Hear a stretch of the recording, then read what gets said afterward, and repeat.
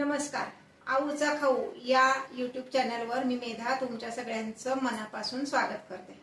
उपवासासाठीच्या साबुदाण्याच्या पळीपापड्या आपण नेहमीच करतो, पण आज मी तुम्हाला एक वेगळ्या पद्धतीच्या पळीपापड्या सांगणार आहे, ज्या भगर आणि साबुदाणा असं एकत्र करून भगर आणि साबुदाण्याच्या मसाला घालून पळीपापड्या आणि साध्या पळीपापड्या अशा दोन्हीही मी रेसिपी यात तुम्हाला दाखवणार आहे. चला तर मग रेसिपी बघूयात भगर आणि साबुदाण्याच्या पापड्या. हे पहा, साबुदाण्याच्या पापड्या करण्यासाठी अर्धा किलो साबुदाणा काल दुपारीच मी भिजवला, जो दोनदा स्वच्छ धुवून घेतला आणि जेवढा साबुदाणा होता तेवढंच पाणी घातलं.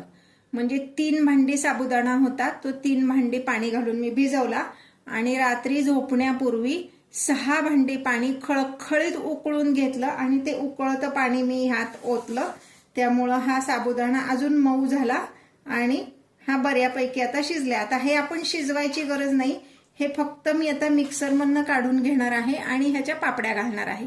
ह्यात फक्त मी 2 बटाटे घालणार आहे.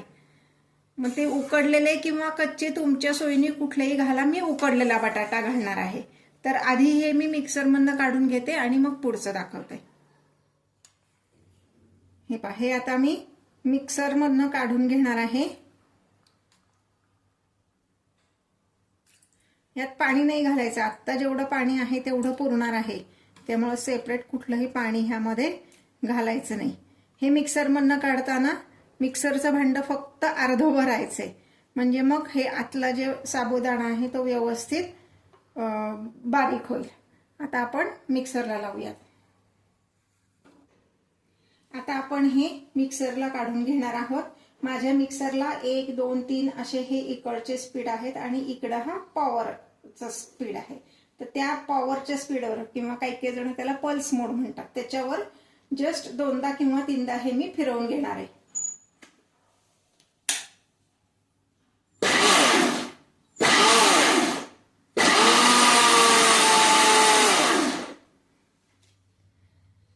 हे पहा, हे आपण असं इतपत ह्याची कन्सिस्टन्सी पाहिजे आणि ह्याची काही खूप फाईन पेस्ट करायची गरज नाही. ह्यात साबुदाण्याचे थोडे थोडे तुकडे जरी असे दिसले, म्हणजे दाणेदार आपण म्हणतो तसं काढलं तरी चालणार आहे. फाईन पेस्ट करायची काही गरज नाही. आता मी हे एका दुसऱ्या पातेल्यामध्ये काढून घेते आणि पुढचा सगळा साबुदाणा ह्याच पद्धतीने मिक्सरला वाटून घेते.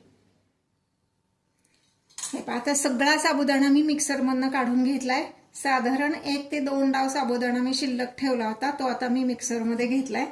का तर आता ह्यात मी बटाट्याच्या फोडी घालून मिक्सरमध्ये काढणार आहे, म्हणजे तो व्यवस्थित मिक्स होईल सगळा त्या आपल्या साबुदाण्यामध्ये. नुसता बटाटा काही वेळेस भांड्याला चिकटतो, मिक्सरच्या भांड्याला, तर म्हणून मी थोडासा साबुदाणा शिल्लक ठेवला आणि साबुदाणा बटाटा एकत्रच मी मिक्सरमधनं काढणार आहे. हे 2 बटाटे मी उकडून घेतले. तुम्हाला कच्चा हवा तर कच्चा सुद्धा घालू शकता. जरा तुकडे करून घ्यायचा बटाटा, म्हणजे मग तो मिक्सरमधनं छान बारीक होतो. यात सुद्धा पाणी घालायची गरज नाही, आहे तेवढ्याच पाण्यामध्ये तो व्यवस्थित होईल. आता बटाटा घातल्यानंतर मात्र मी हा मिक्सर आपल्या रेग्युलर मोडला वापरणार आहे, म्हणजे 1, 2, 3 जे इकडे नंबर असतात त्यावर. सुरुवातीला तर 1 वरच फिरवणार आहे, गरज भासली तर अजून स्पीड वाढवणार आहे.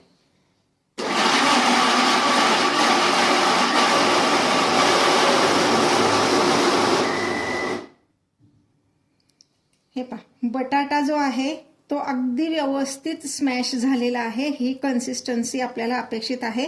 आपण थोडं सुद्धा पाणी ह्यात घातलेलं नाही. साबुदाण्यात जे काही पाणी होतं ते आणि बटाटा उकडून घेताना जे काही पाणी आपण वापरलं असेल ते, एवढंच पाणी आपण ह्यात वापरलेलं आहे.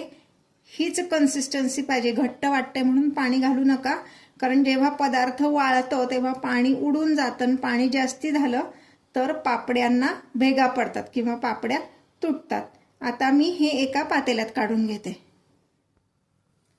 आता आपण हे मोजून घेणार आहोत. हे जे पातेलं आहे, साधारण ह्या पातेल्याने 3 पातेले एवढा हा आपला साबुदाण्याचा चीक झालेला आहे.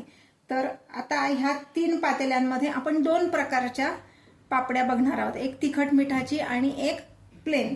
तर त्यासाठी मी बरोबर हे निम्म निम्म करणार आहे. म्हणजे हा 3 पातेली जर साबुदाण्याचा चीक असेल तर 1.5 पातेलं मी ह्या बटाट्यामध्ये हा चीक मिक्स करते.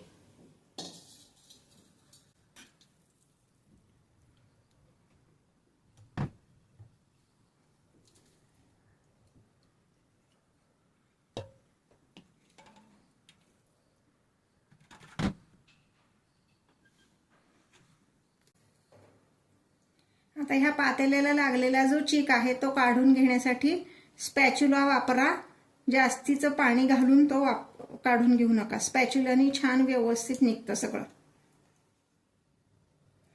आता यामध्ये आपण पुढचे इन्ग्रेडियंट घालणार आहोत. पहिल्यांदा हे जे बटाट्याचं जे आहे, बटाटा आणि साबुदाणा मिक्स केलेलं, ज्याला आपण मसाला पापडी म्हणू शकतो, त्यामध्ये मी घालणार आहे साधारण 1 चमचा एवढी जिरेपूड,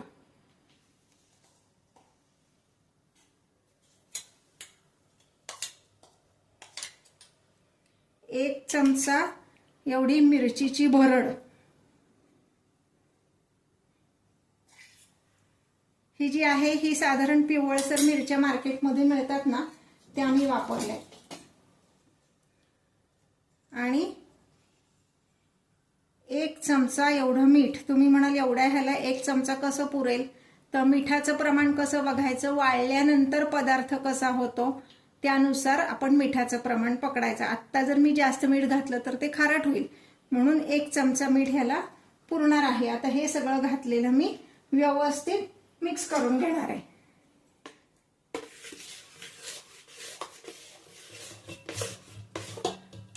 तुम्ही जर उपवासाला जिरे खात नसाल तर नाही घातलेत तरी चालतील. हे व्यवस्थित मिक्स करून घेतलंय. आता ह्याच्या आपण पापड्या घालणार आहोत. हे थोडंसं मी आता बाजूला ठेवतेय आणि हे दुसरं आपण घेतोय पुढे. ह्यात फक्त आपण मीठ घालणार आहोत. ह्यात फक्त 1 चमचा एवढं मीठ घालायचंय, म्हणजे ही प्लेन पापडी आपली होईल.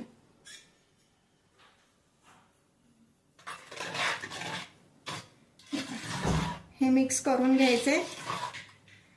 ह्यात मी काहीच घालणार नाहीये. ही पापडी एकदम पांढरी स्वच्छ अशीच राहणार आहे.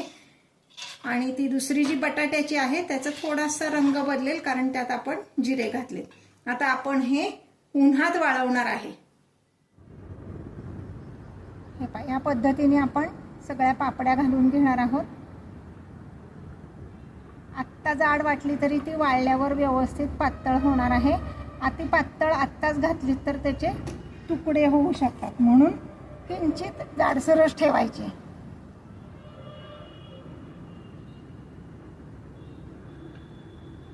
एक छोटीशी टीप लक्षात ठेवा, तुम्ही जर असं व्यवस्थित ओळीने घातलात ना तर कागद सुद्धा तुम्हाला व्यवस्थित पुरतो. असं वाटेल तसं जर घातलं तर मग कागद पण वाया जातो आणि आपल्याला जागा कमी पडते.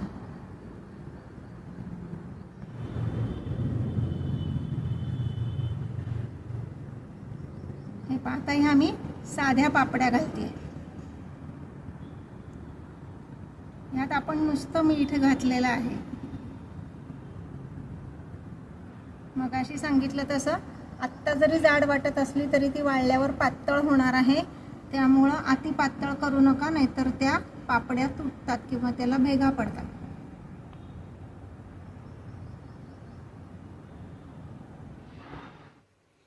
हे पाहता, ह्या आपल्या दोन्ही प्रकारच्या पापड्या तयार आहेत. भगर आणि साबुदाण्याची मसाला पापडी आणि ही भगर आणि साबुदाण्याची प्लेन पापडी. आता आपण ह्या तळून बघूया.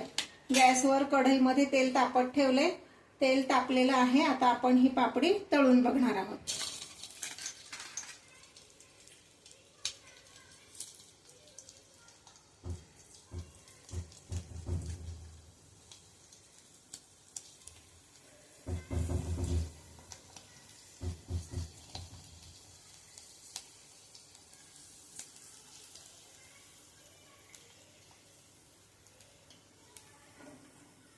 ही अशी छान फुललेली आहे साबुदाणा आणि बगरेची पापडी.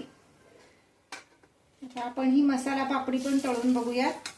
हे पहा, तेलात टाकली की छान फुलते पापडी.